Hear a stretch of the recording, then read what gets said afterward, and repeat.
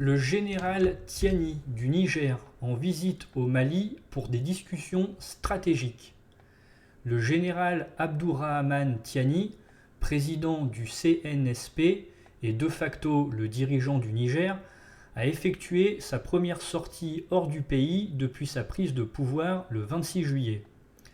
Sa visite au Mali le 23 novembre 2023, qualifiée d'amicale et professionnelle, sera de courte durée, se limitant à quelques heures selon les autorités maliennes en transition. Le général Tiani a été accueilli à Bamako avec les honneurs, descendant de son avion sous le regard du colonel Assimi Goïta, président malien par intérim. Les deux leaders partagent plusieurs dossiers, notamment la récente prise de Kidal par l'armée malienne, avec une légère contribution de l'armée nigérienne.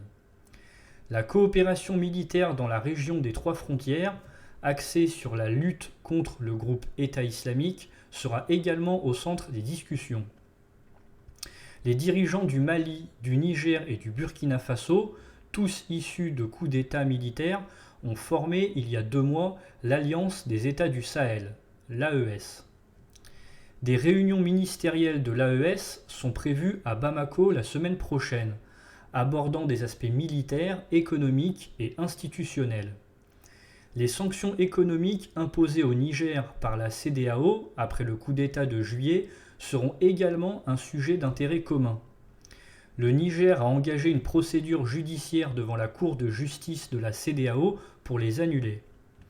Le général Tiani pourrait solliciter l'expérience du colonel Assimi Goïta, le Mali ayant réussi à lever les sanctions de la CEDEAO après des négociations sur un calendrier électoral, bien que celui-ci ait été contourné par les autorités maliennes. Enfin, notons un détail ironique.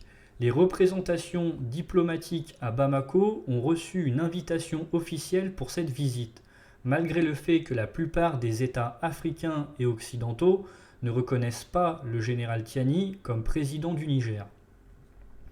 Le général Tiani doit quitter Bamako pour Ouagadougou en milieu d'après-midi selon les autorités burkinabées en transition. Le Parlement européen a également adopté une résolution condamnant le coup d'État au Niger, appelant à la libération de Mohamed Bazoum et exhortant la junte à respecter les droits de l'homme. Et vous, qu'en pensez-vous? N'hésitez pas à me le faire savoir dans les sections commentaires. Vous pouvez liker, partager, vous abonner à la chaîne YouTube si vous appréciez mon contenu et que vous souhaitez me soutenir, à activer la cloche des notifications pour être au courant de chaque nouvelle vidéo. Bonne soirée à tous et à toutes. À la prochaine.